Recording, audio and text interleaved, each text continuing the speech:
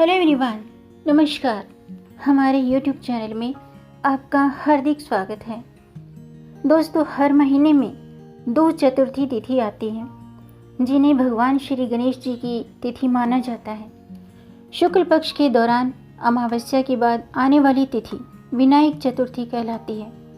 हालांकि सबसे बड़ी और महत्वपूर्ण विनायक चतुर्थी भाद्रपद के महीने में आती है, जिसे भगवान गणेश के जन्मदिन के रूप में मनाया जाता है। विनायक चतुर्थी को वरद विनायक चतुर्थी भी कहते हैं। इस दिन भगवान गणेश की पूजा अर्चना करके उनसे मनचाहा वरदान प्राप्त किया जा सकता है और जीवन के बड़े से बड़े संकट को भी टाला जा सकता है, इसमें कोई शक नहीं है। तो आज हम जानेंगे फागुन मास की विनायक चतुर्थी का शुभ मुहूर्त, पूजा विधि और महत्व। साथ में जानेंगे विनायक चतुर्थी के दिन किए जाने वाले कुछ खास उपाय। तो वीडियो शुरू करने से पहले आपसे अनुरोध है, अगर आप इस चैनल पर नए आए हैं और पहली बार आए हैं तो इस चैनल को सब्सक्राइब कर दीजिए और बेल आइकन बटन प्रेस कर दीजिए ताकि आने वाली वीडियो देख सकेंगे आप सबसे पहले। और जिन्होंने ये चैनल सब्सक्राइब कर दिया है उनका दिल से आभार, बहुत बहुत धन्यवाद। दोस्तों, ये आपका अपना चैनल है, इस चैनल के साथ जुड़े रहिएगा और अपना प्यार देते रहिएगा और वीडियो को अंत तक ज़रूर देखिएगा ताकि कोई भी जानकारी छूट न जाए।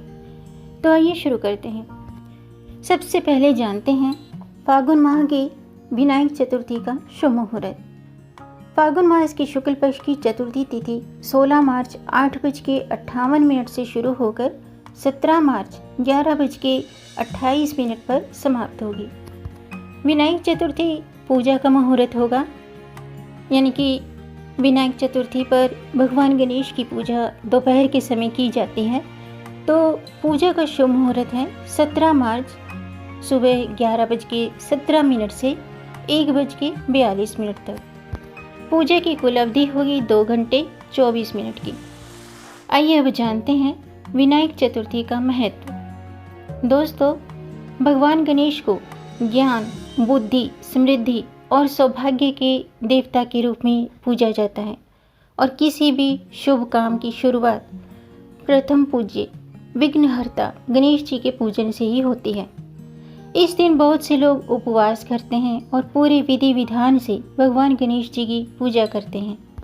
पूजा में पंचामृत, चंदन का पेस्ट, लाल हिबिस्कस या अन्य कोई भी फूल जो लाल रंग का हो, दुर्वा घास, कुमकुम, अगरबत्ती, धूप, इन सब से भगवान गणेश की पूजा की जाती है और भगवान गणेश जी को दुर्वा अर्पित की जाती है क्योंकि भगवान गणेश को दुर्वा बहुत प्रिय है। भगवान गणेश को विघ्नहर्ता के रूप में भी जाना जाता है, यानी कि जो बाधाओं को दूर करते हैं। इस दिन व्रत रखने से विघ्नहर्ता अपने भक्तों के जीवन से सभी बाधाओं को दूर करते हैं। दोस्तों, गणेश जी को गणपति बप्पा, एकदंत, गजानन, लंबोदर, मंगल मूर्ति, चतुर्भुज, कृपाकर ऐसे कई नामों से पुकारा जाता है और इन नामों का जाप करने से गणेश जी शीघ्र ही प्रसन्न होते हैं। आइए अब जानते हैं विनायक चतुर्थी पर पूजा किस तरह करनी चाहिए। दोस्तों, इस दिन सुबह जल्दी उठ जाएं और स्नान आदि कर लें। स्नान आदि से निवृत्त होकर के शुद्ध वस्त्र धारण करें, फिर गणेश जी के समक्ष हाथ जोड़ें और व्रत का संकल्प लें। इसके बाद बप्पा की पूजा करें और दुर्वा अर्पित करें और गणेश जी की पूजा के लिए पूर्व या उत्तर दिशा की ओर अपना मुख करके पूजा शुरू करनी चाहिए। गणेश जी की प्रतिमा पर या चित्र पर फल, फूल, अक्षत, रोली, पंचामृत से स्नान करें, पंचामृत से स्नान कराएं और जो फल फूल हैं, अक्षत हैं, ये अर्पित करें और फिर उन्हें चौकी पर स्थापित कर दें।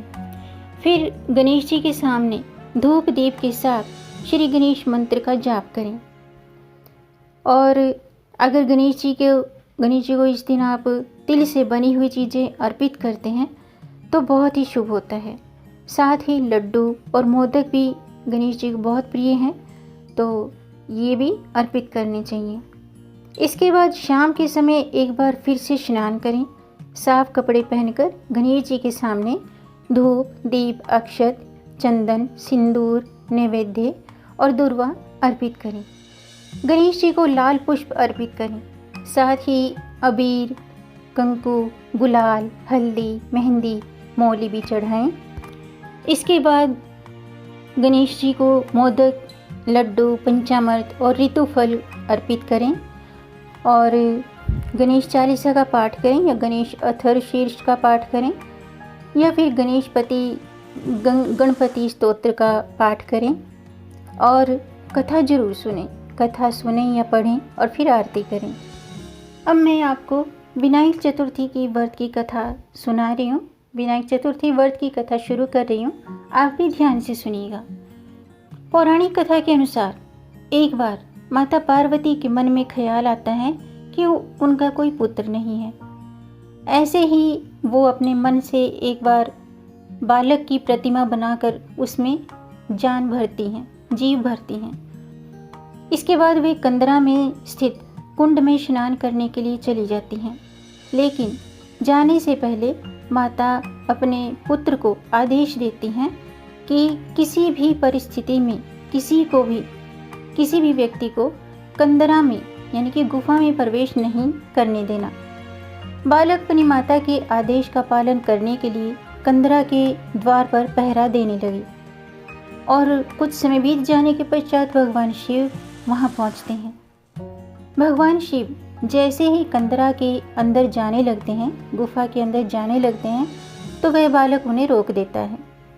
महादेव बालक को समझाने का प्रयास करते हैं, लेकिन वह उनकी एक नहीं सुनता है, जिससे क्रोधित होकर भगवान शिव त्रिशूल से बालक का शीश धड़ से अलग कर देते हैं। इस अनिष्टकारी घटना का आभास जब माता पार्वती को हुआ तो वे स्नान करके कंदरा से बाहर आती हैं और देखती हैं कि उनका पुत्र धरती पर प्राण विहीन पड़ा है और उसका शीश उसके धड़ से अलग कटा हुआ है। यह दृश्य देखकर माता क्रोधित होती हैं, जिसे देखकर सभी देवी देवता भयभीत हो जाते हैं। तब भगवान शिव अपने गणों को आदेश देते हैं कि ऐसे बालक का सिर ले आओ जिसकी माता की पीठ उसके बालक की ओर हो। शिवगण एक हथनी के बालक का शीश लेकर आते हैं। भगवान शिव गज के शीश को बालक के धड़ से जोड़कर उसे जीवित कर देते हैं। इसके बाद माता पार्वती शिवजी से कहती हैं कि यह शीश गज का है, जिसके कारण सब मेरे पुत्र का उपहास करेंगे। तब भगवान शिव बालक को वरदान देते हैं कि आज से संसार इन्हें गणपति के नाम से जानेगा।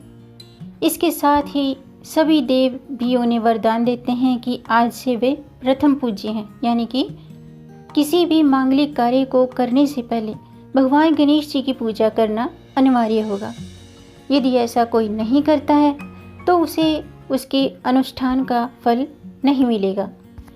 दोस्तों, विनायक चतुर्थी का व्रत करने से या फिर इस दिन गणपति की पूजा अर्चना करने से, व्रत रखने से, व्रत की कथा सुनने मात्र से सभी बिगड़े कार्य बन जाते हैं।